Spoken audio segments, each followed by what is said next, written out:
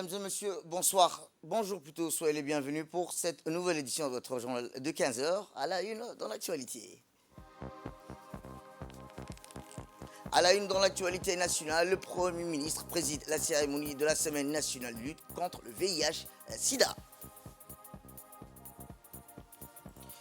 Et enfin, dans l'actualité internationale, à Gaza, au Proche-Orient, le bilan des victimes palestiniennes s'alourdit à près de 17 997 personnes. C'était les titres. Merci si vous nous rejoignez. Eh bien, je vous le dis dans le titre, sous le haut patronage du Premier ministre, M. Abdelkader Kamel Mohamed, le ministère de la Santé a organisé la Semaine nationale de lutte contre le VIH-Sida. Cette année, la Semaine nationale de lutte contre le VIH-Sida coïncide la célébration des 20 ans d'antiviraux à Djibouti. Il s'agit du programme de traitement des patients atteints du VIH-Sida, en particulier le traitement ARV, dispensé gratuitement depuis 2003. Et depuis 2003, Djibouti a réalisé des progrès considérables dans le domaine de la santé et la lutte contre le VIH-Sida. La cérémonie s'est tenue en présence du ministre, de la ministre de la Femme et de la Famille, Mme Mouna Adan, du directeur du Centre de prévention et d'éducation sanitaire, Younis Toussaint, de la représentante de l'UNICEF à Djibouti, le représentant de l'OMS à Djibouti. Inauguré en 2001 par le président de la République, son Excellence Ismaël Merguele, le centre Younis Toussaint offre des prestations de soins préventifs ainsi qu'un accompagnement psychologique qui est indispensable dans la lutte contre la pandémie du VIH-Sida.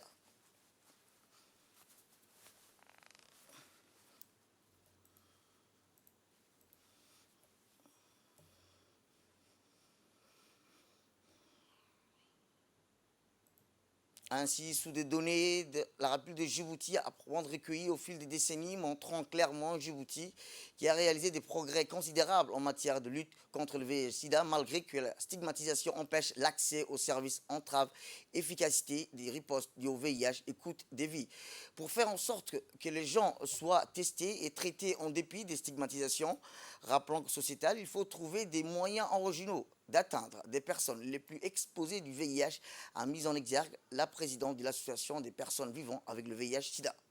Eh bien, le ministre de la Santé, Dr Ahmed Roble Abdile, a exhorté tous les partenaires nationaux et internationaux à s'engager davantage pour freiner la propagation du VIH-Sida. Nous commémorons cette année un double événement, celui de la Semaine internationale de la lutte contre le VIH-Sida, mais également le 20 ans de l'introduction du traitement antirétroviraux à Djibouti. Le fléau du VIH-Sida est apparu sur notre continent dans les années 90. Il a déchiré de nombreuses familles dans notre pays et causé de nombreux décès sur son passage. Toutes les familles des différentes communautés vivantes dans notre pays furent touchées de plein fouet par cette épidémie. De nombreuses personnes ont perdu des proches sans exception. Cette situation était principalement due à l'absence dans nos structures de soins de traitements thérapeutiques ARV. Pour y faire face, mais également les traitements coûtaient très cher. C'est ainsi que le gouvernement djiboutien a su apporter une réponse concrète et salvatrice à travers le plan national stratégique intersectoriel de lutte contre le VIH-Sida qui a été initié par le chef de l'État, président de la République, Al-Hajj Ismaël Omar Guelleh, en 2002. Il a également initié le volet hautement prioritaire de la prise en charge thérapeutique sous ARV des personnes vivant avec le VIH. Le 10 plan national stratégique a été mis à jour à plusieurs reprises depuis 2003 jusqu'en 2026. L'un des objectifs était de renforcer la prise en charge globale des personnes vivant avec le VIH et les personnes affectées en mettant au moins 90% de ces personnes sous traitement ARV d'ici 2026. Le programme de traitement des patients vivant avec le VIH, mis en œuvre par le ministère de la Santé a changé considérablement la donne. Dès la première personne prise en charge, le traitement ARV est dispensé désormais gratuitement depuis 2003. Eh bien, le Premier ministre a indiqué que pour parvenir aux données affichées et étayées par les présentations auxquelles vous venez d'assister, a-t-il rappelé le Premier ministre, dont nous sommes si fiers, la route fut longue et sinueuse en cet instant solennel. Je voudrais bien que se remémorer, a-t-il déclaré le Premier ministre. Écoutons-le. 20 ans est certes un âge où on atteint une certaine maturité. C'est également un moment charnier où on s'interroge sur le passé pour se positionner judicieusement pour l'avenir. En cet instant solennel, je voudrais bien qu'on se remémore de toutes les difficultés, embûches et incompréhensions rencontrées au cours des premières années de l'apparition de ce fléau mondial en République de Djibouti, et notamment déni d'acceptation, stigmatisation, interprétation parfois erronée d'ordre religieux, culturel, etc. Il a fallu donc l'obstination, les engagements forts et louables des ministres de la Santé de cette époque, la persévérance de ceux qui les ont succédés, et en particulier la ferme volonté et les encouragements stimulants d'un président de la République très sensible à cette question pour se frayer un chemin dans ce microsome et instaurer un climat apaisé pour mener une lutte systématique et ordonnée contre le VIH-Sida. Notre système de santé s'est doté de tous les dispositifs indispensables pour mener cette lutte avec ténacité. Mesdames et messieurs, depuis un long chemin a été parcouru. Aujourd'hui, avec l'avènement de la trithérapie antirétrovirale, l'infection par le VIH-Sida s'est progressivement transformée en une maladie chronique. Les traitements antirétroviraux se sont considérablement simplifiés pour la majorité des patients. Le chemin parcouru par rapport aux traitements très compliqués du passé est donc considérable. Les prouesses pharmaceutiques projettent bientôt aboutir à 2 injections bimensuelles selon les sources médicales. Il est donc tout à fait naturel qu'on espère très bientôt, c'est ma note d'optimisme, avec avoir accès à un traitement définitif qui éradique le virus. C'est avec le même optimisme et compte tenu des progrès réalisés au cours des dernières décennies que les États membres des Nations Unies ont adopté en 2016 une résolution de l'Assemblée générale des Nations Unies déclarant l'accélération de la riposte pour lutter contre le VIH et mettre fin à l'épidémie d'ici 2030. Eh bien, autre actualité dans ce 15 heures, c'est aussi le ministre de la Défense chargé des relations avec le Parlement, M. Hassan Omar Mohamed, qui a reçu aujourd'hui le travail à une délégation de haut niveau regroupant des attachés de défense suivant l'Allemagne, l'Australie, l'Autriche, le Suisse, la Belgique et de la Suède. La rencontre qui s'est tenue à la Direction générale des relations internationales des forces armées djiboutiennes a été marquée par des échanges constructifs et des approfondis mettant en avant les menus débats de la situation géopolitique prévalente dans la région et dans la Corne d'Afrique. La délégation internationale a exprimé un vif intérêt pour le développement en cours dans cette région, soulignant l'importance cruciale d'une coopération internationale pour faire face aux défis sécuritaires, géographiques, géopolitiques actuels. Le ministre de la Défense de Djibouti a partagé les analyses perspicaces sur la situation géopolitique, mettant en avant les enjeux régionaux, les efforts entrepris par Djibouti pour contribuer à la stabilité et à la sécurité dans la Corne de l'Afrique.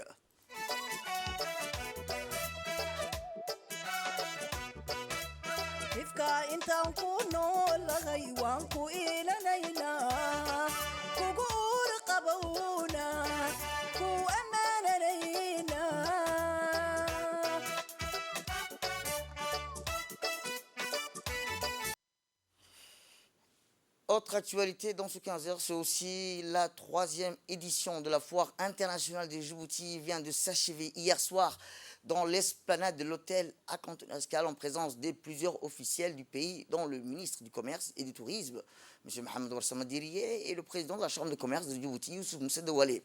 Inauguré la semaine dernière par le chef de l'État, son Excellence Ismaël Baguilé, cette 3e foire commerciale internationale de Djibouti a été organisée par la Chambre de commerce de Djibouti et a réuni quelques trentaines de pays issus de tout le continent. Des centaines d'entreprises djiboutiennes et étrangères ont étalé durant une semaine leurs produits et services sur les quelques centaines de stands éparpillés dans l'esplanade de l'hôtel Red Sea World.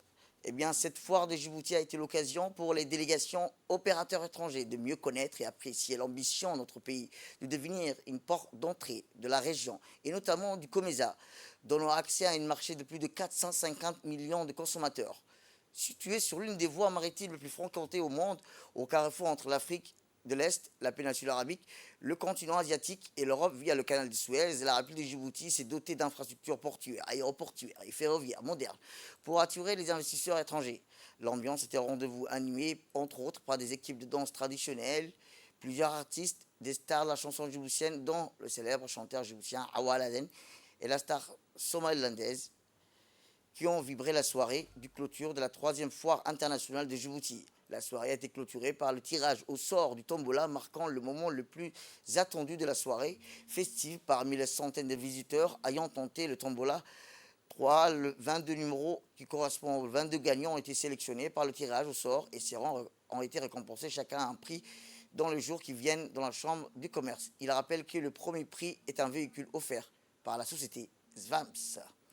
Et bien lors de cette cérémonie clôturant cette 3e foire, le président de la Chambre de commerce de Djibouti, M. Youssouf Moussa Dawalé, a remercié tous les participants de la foire, que ce soit les opérateurs économiques étrangers venus découvrir Djibouti ou les opérateurs djiboutiens qui ont exposé leurs produits et services, ainsi que la population djiboutienne. Écoutons-le. C'est une soirée exceptionnelle pour nous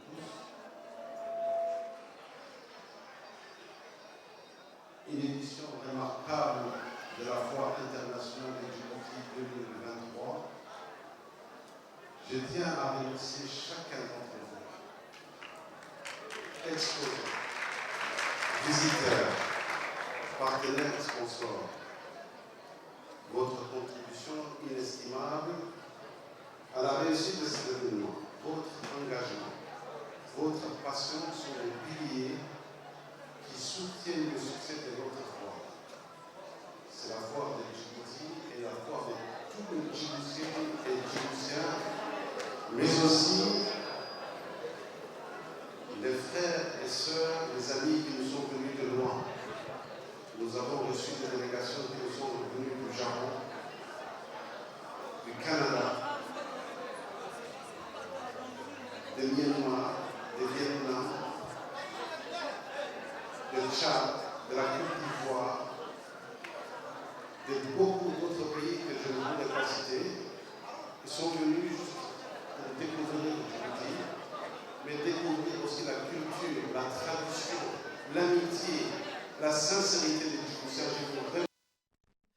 De son côté, le ministre du Commerce, M. Mohamed Ouassama Diriye, a fait un discours dans lequel il a témoigné que cette 3e foire de Djibouti a été un succès sans précédent et un point de départ d'une solide partenariat entre les exposants djiboutiens et étrangers. Une grande fierté et satisfaction que je participe avec vous la cérémonie de clôture, la 3e édition de la foire internationale de Djibouti. Je voudrais d'abord remercier le président de la République, son Excellence, M. Ismaël Omar Guelleh, ainsi que la première dame, Madame Khadra Mahmoud Haï, pour la présence lors de l'ouverture de la 3e foire internationale de Djibouti. Cela témoigne l'importance accordée par notre gouvernement à cet événement international.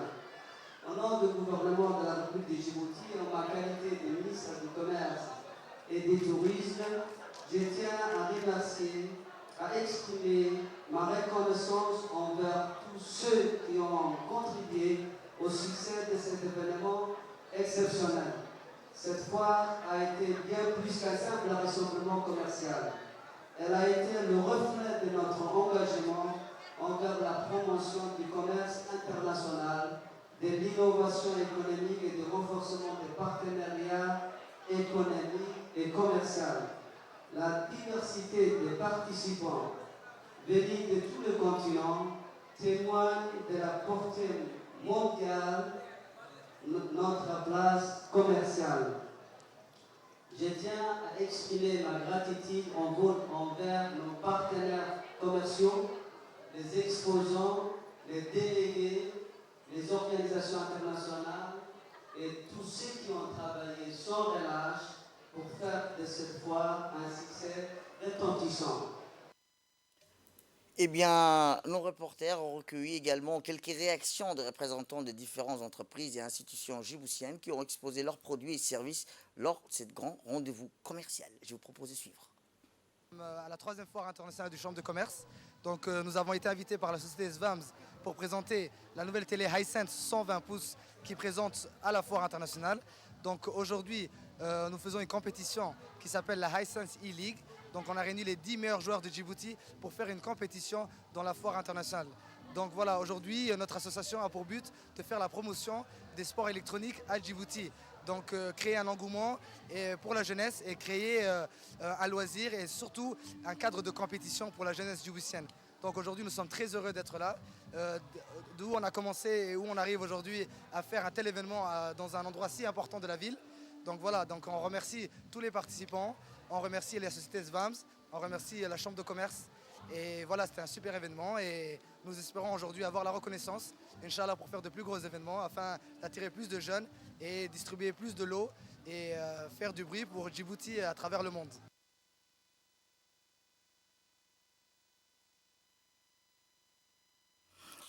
Autre actualité dans ce 15h, mais avant de rentrer dans l'actualité, c'est l'appel à la prière.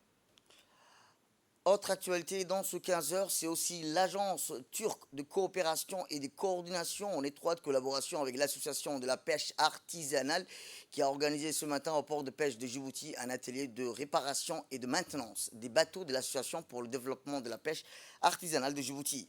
L'événement se veut avant tout de former l'association de la pêche sur les méthodes et les techniques appropriées pour réparer un bateau en panne et leur apprendre les fonctionnalités des outils techniques octroyés pour la réparation et la maintenance des bateaux.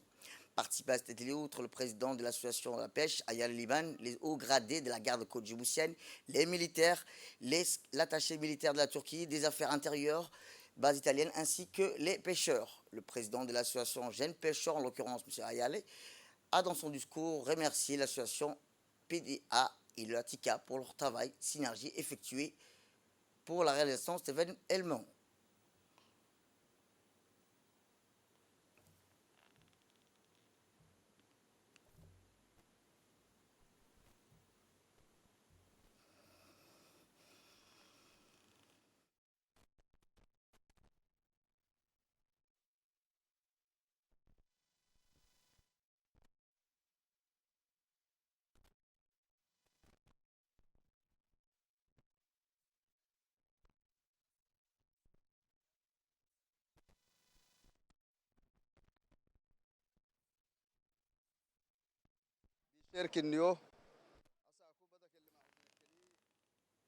Il convient de rappeler que le TICA a réalisé plus de 110 projets dans différents domaines. Les efforts qu'ils ont déployés pour la réalisation de ces projets qui semblent tous bénéfiques. Ainsi, l'ambassadeur de la Turquie à Djibouti a dans son intervention souligné l'objectif principal de la TICA à Djibouti. Il est en ce sens rappelé que le but de la TICA est d'appuyer Djibouti dans ses actions, le développement, le renforcement de l'économie djiboutienne, ainsi que la création de l'économie djiboutienne et la création d'emplois. Le plus important est de renforcer les capacités humaines, en plus d'octroi, de dons de matériel. Nous sommes là pour vous apprendre comment pêcher, mais pas de vous donner des poissons, a-t-il dit en substance l'ambassadeur. De la TICA. Je tenais à remercier chaleureusement la TICA pour leur soutien et la concrétisation de notre demande, sans oublier la direction de la pêche et le port de pêche de Djibouti qui n'a ménagé aucun effort pour la réussite de cette collaboration. Je vous garantis que votre contribution sera mise à très bon usage par l'association. Nous vous en sommes extrêmement reconnaissants. Nous espérons que vous continuerez à nous accompagner dans nos projets à venir. Autre actualité dans ce 22h, dans ce 15h plutôt, c'est l'Agence nationale de tourisme qui a organisé ce matin au Palais du Peuple une réunion de sensibilisation et de vulgarisation du décret portant sur la protection et attraction des requins-baleines. Cette réunion a été présidée par le secrétaire général du ministère du Tourisme en présence du directeur général par intérim de l'Agence nationale du tourisme. Cette réunion a vu la participation des représentants du ministère du Tourisme et des entités concernées, ainsi que les opérateurs touristiques. L'objectif des décrets vise à promouvoir et à protéger l'attraction touristique des requins-baleines dans notre pays en réglementant les comportements des usagers, des opérateurs touristiques et autres visiteurs. Sont concernées toutes les zones d'attraction de l'aire marine protégées d'ARTA, Arta-Plage, par extension de l'inégalité des zones de migration requérant la protection des requins-baleines.